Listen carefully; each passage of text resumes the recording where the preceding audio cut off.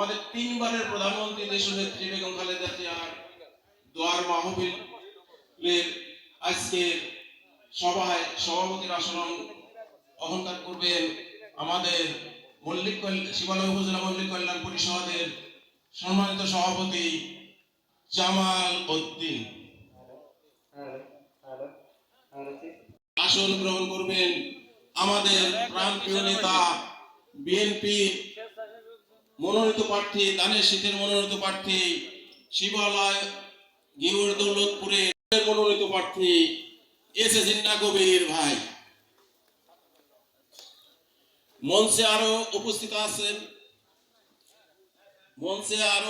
আছেন আমাদের মানিকগঞ্জ জেলা মল্লিক কল্যাণ পরিষদের প্রধান উপদেষ্টা মোতালেব ভাই।